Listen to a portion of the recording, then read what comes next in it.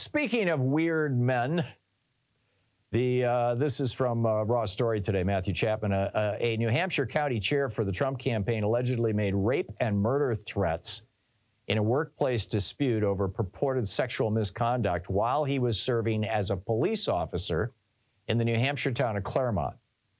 This is the guy who is the county chair for the Trump campaign. His name is Jonathan Stone. He also serves as a member of the House of Representatives in New Hampshire. He first met Trump on the campaign trail in 2016, where he gave him an AR-15 semi-automatic rifle inscribed, to Trump or whatever, from Jonathan. The documents were ordered to be released last week. One of the newspapers, local newspapers, wanted to find, the story of this guy's misbehavior or malbehavior or bad behavior as he was a police officer in Claremont. And they just released this information last week. The New Hampshire Supreme Court actually ordered it released. And according to the newly released records, the Claremont Police Department discovered in 2006 that Stone was sexually involved with a 16-year-old girl. Now, it turns out he had been called to her home on a domestic issue. Her mother was gone or with a boyfriend or something. There was some weird thing when this girl was 15. And that's when he started grooming her. And then by the time she was 16, they were having a sexual affair or a sexual relationship. Legally what you call rape. And at this point, quote, this is from the files, quote, Stone, who according to the files had already displayed a temper, began telling coworkers about his plans for violence. This was because the police chief said, you can't be porking that 16-year-old girl anymore. And this included a discussion about backing a truck up to the back door of the police station, kicking the door open and going on a shooting spree.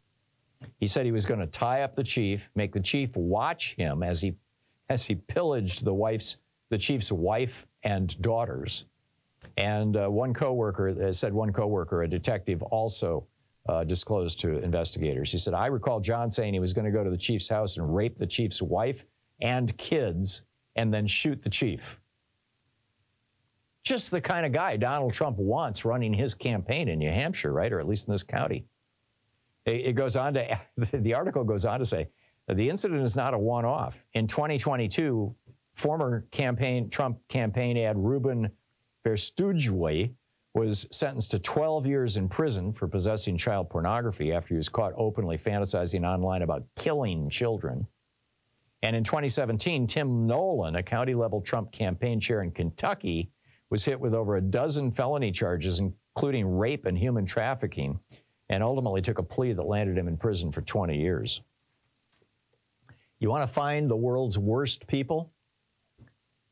Just scratch the Trump campaign pretty much anywhere in the country. So what's on your mind today? Let's pick up your calls here. Russ in Hickory Hill, Illinois. Hey, Russ, what's up? Yeah, Tom, I called because, like I told your handler, if we need Arizona to win because of this 1864 law, we better look at our own party. We have no enthusiasm. I mean, this is what we need to be, a bad guy, Trump. He's like bad air. He's just lingering there, and we can't shake him. And remember, Pennsylvania, Michigan, Wisconsin, what's his name? Kennedy ain't on these he ain't on these tickets. It's like we have no enthusiasm. 7 out of 10 people got a gripe against Biden this year. What is our problem? It's our problem, Tom, because this guy wins Michigan. Yeah. He wins probably the White House. I mean, as far as I can tell, the majority of Democrats or Democratic voters who have a gripe against Biden, it's because he's been supporting Netanyahu. And that's going to run out, I guarantee you, before the summer's over. He's already, I mean, yesterday he was openly criticizing Netanyahu. But we seem to have nothing going for us, Tom. Every time I turn around, we're lucky Nikki Haley didn't win, Tom. She would beat Biden because as bad as Trump is, he's still there.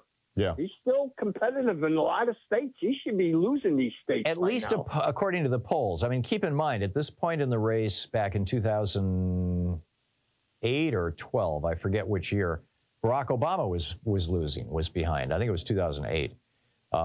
So, I'm just not willing to get all upset about it, Russ. I think that I think number one, the Israel situation is going to get resolved. Number two, the Democrats are going to come home. I mean, look at the alternative. The alternative is ending democracy in America and electing a rapist. Still there, Tom. Oh, I know. He's still there until he's not. And I think, by January of next year, he's not. We'll see. I mean, he's got a bunch of followers with guns, and they're swearing that they're going to, do something. I don't know what. But anyhow, Russ, thanks for the call. It's great to hear from you. We'll be right back with more of your calls on the other side of this break. Stay tuned.